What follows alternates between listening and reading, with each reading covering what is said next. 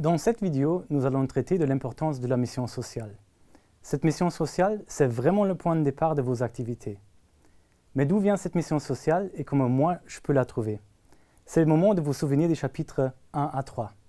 Les enjeux qui vous touchent, des choses importantes dans votre vie ou les expériences professionnelles que vous avez faites sont tous des facteurs qui vont forcément influencer le choix de votre mission sociale.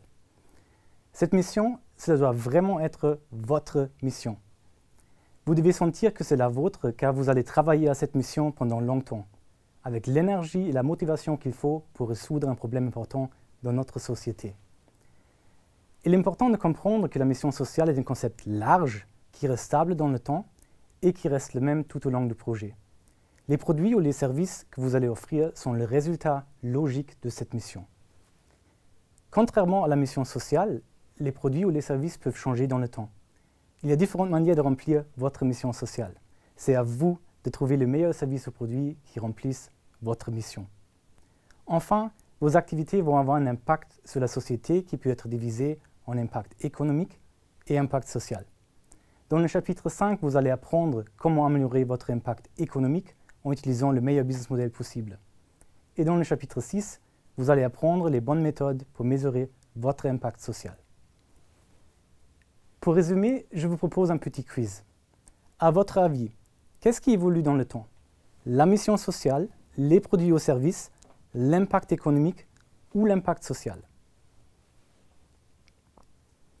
Vous l'aurez compris, seule la mission sociale n'évolue pas dans le temps. Gardez en tête que la mission sociale reste stable dans le temps et que les produits et services que vous proposez doivent en découler.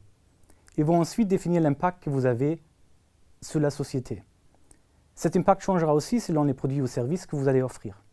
Je vous propose maintenant de regarder Charles-Édouard Vincent qui parle de la mission stable d'Emmaüs Défi et comme quoi il peut y avoir des manières différentes de remplir votre mission sociale. Oui, le projet d'Emmaüs Défi, il est loin d'avoir été linéaire. Ce qu'on a gardé, le cap qu'on a gardé, parce que c'est bien un cap, c'était la vision et le fait de donner par le travail une place aux personnes dans la société, aux grands exclus. Mais le chemin qu'on a pris, je peux vous garantir qu'on est passé par un certain nombre de voies détournées, etc. Donc, à l'époque, je voyais d'où je partais, j'avais une idée de où je voulais arriver, mais je peux vous garantir que les chemins que j'ai pris pour y arriver étaient... il a fallu les inventer presque au jour le jour.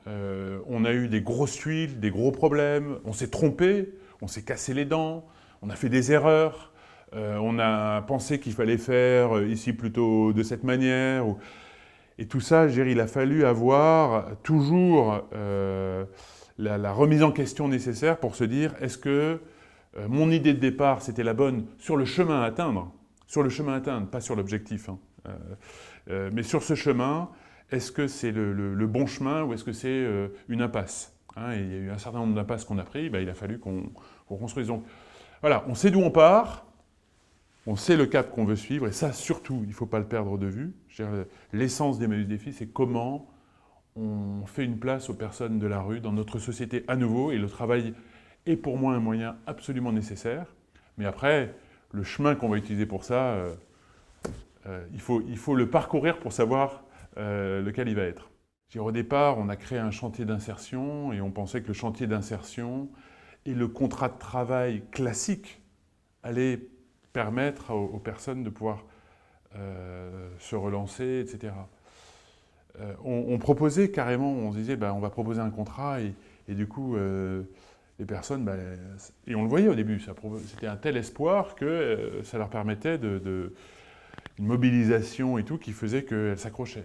Et puis au bout d'une semaine, 2 semaines, parce que le problème c'est qu'après, nous on allait chercher des gens qui étaient à la rue, ils n'avaient pas encore d'hébergement. Donc au bout de 15 jours, ça partait en live, quoi. Le mec il venait plus, il arrivait dans un état pas possible, à cran, donc ça...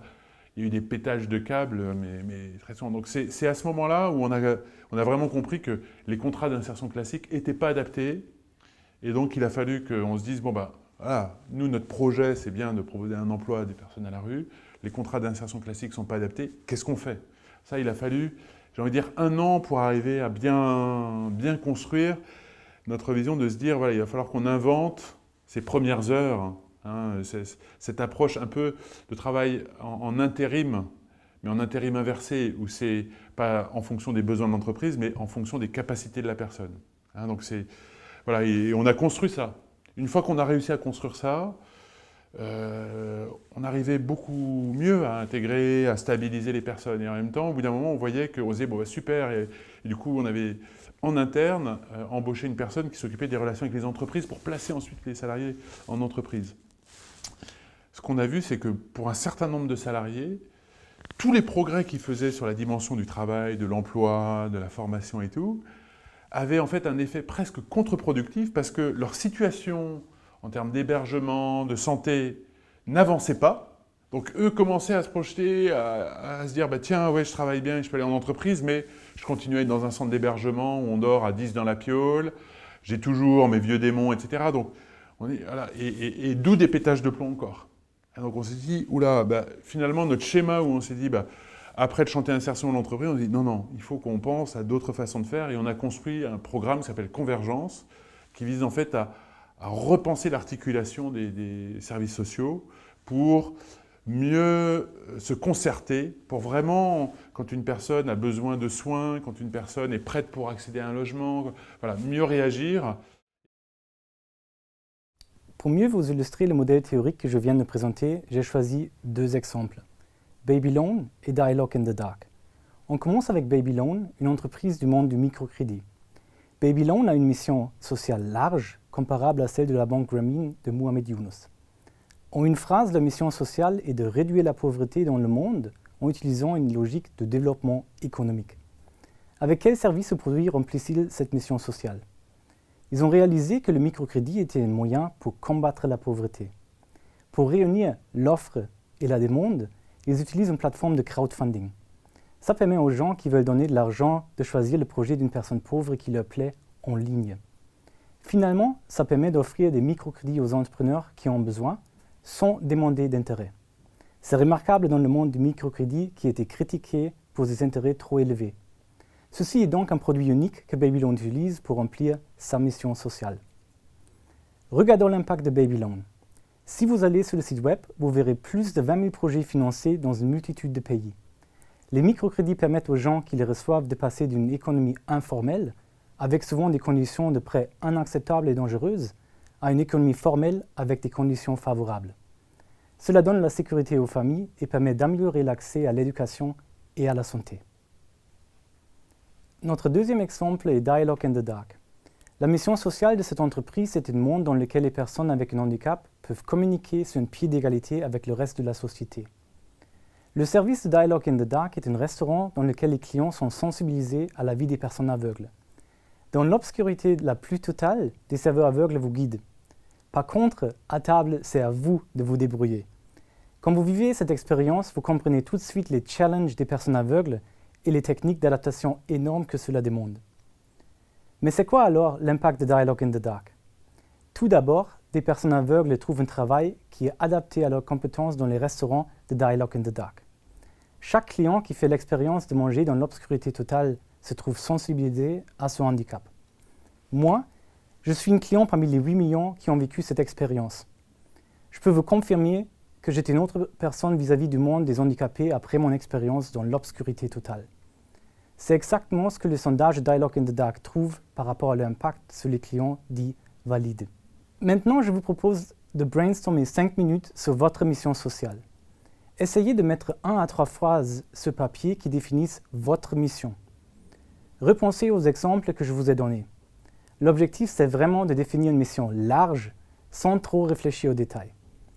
Nous allons développer les détails dans notre prochaine vidéo sur la génération des idées pour préciser votre mission sociale. Il est tout à fait possible que vous changiez votre mission pendant ce MOOC.